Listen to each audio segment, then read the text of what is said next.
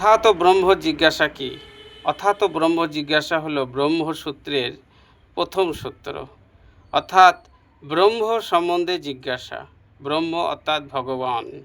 যখন মানুষের মনে ব্রহ্ম সম্বন্ধে অর্থাৎ ভগবান সম্বন্ধে যখন প্রশ্ন জাগে, নিজের সম্বন্ধে, নিজের প্রকৃত স্বরূপ সম্বন্ধে যখন প্রশ্ন জাগে, যেমন আমি কে, আমি এর পূর্বে কোথায় ছিলাম, এবং আমার জাগতিক মৃত্যুর পর আমি কোথায় যাব, ভগবান কে, ভগবানের সঙ্গে আমার প্রকৃত সম্পর্ক কি, এই যে প্রশ্ন, এই প্রশ্নগুলো হলো ব্রহ্ম জিজ্ঞাসা।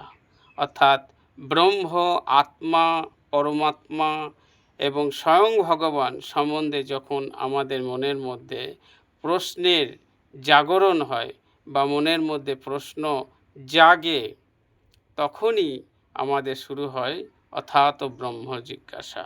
অথাত মানে এখন থেকেই, অর্থাৎ এখন থেকেই মানে মনুষ্য জন্মে।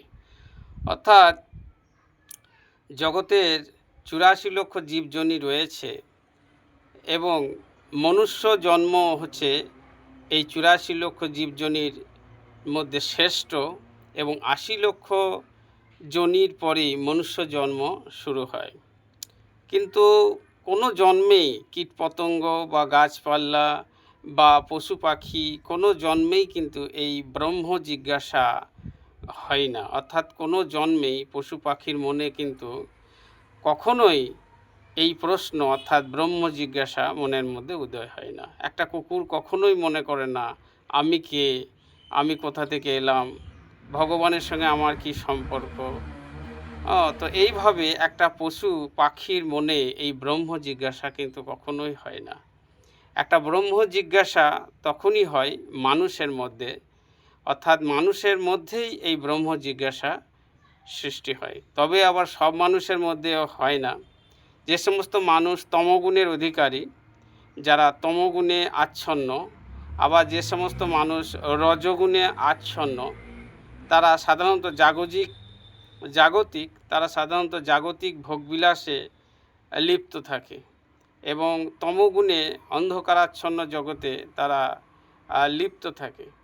তাদের মধ্যেও কিন্তু এই অথাত ব্রহ্ম জিজ্ঞাসা অর্থাৎ ভগবান এবং নিজের সম্বন্ধে, নিজের প্রকৃত স্বরূপ সম্বন্ধে যে জিজ্ঞাসা, সেই জিজ্ঞাসা কিন্তু তাদের মধ্যেও ঘটে না। অর্থাৎ এই সমস্ত জিজ্ঞাসা তাদের মনের মধ্যেও সৃষ্টি হয় না।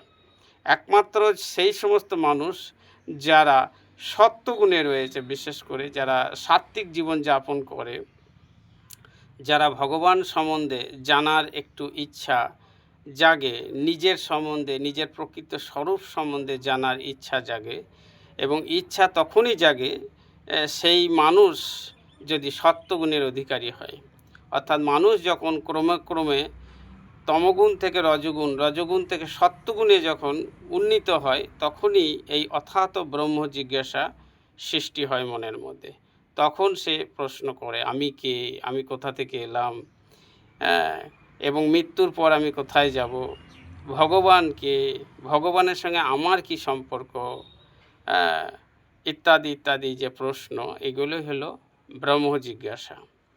তাই অথাত ব্রহ্ম জিজ্ঞাসা যদি কোনো মানুষের মধ্যে সৃষ্টি না হয়, তাহলে প্রকৃতপক্ষে সে মানুষই এখনও হতে পারেনি। এক কথায় শাস্ত্রের সিদ্ধান্ত অনুসারে তার হয়তো সে মনুষ্য জীবন পেয়েছে, কিন্তু প্রকৃত মানুষ হওয়ার যে প্রবণতা, আত্মাকে জানা, নিজেকে জানা, সেইটা কিন্তু তার এখনও শুরু হয়নি। তো সেই জন্যে এই অথাত ব্রহ্ম জিজ্ঞাসা যদি কোনো মানুষের মধ্যে সৃষ্টি হয়, তাহলে জানতে হবে যে সে ভগবানকে জানার জন্য এবং নিজের প্রকৃত স্বরূপকে জানার জন্য তার ইচ্ছা জেগেছে, বা সে আধ্যাত্মিক জগতে পা রেখেছে।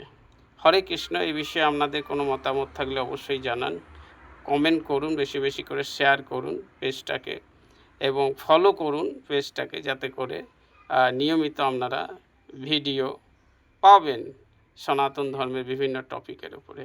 হরে কৃষ্ণ।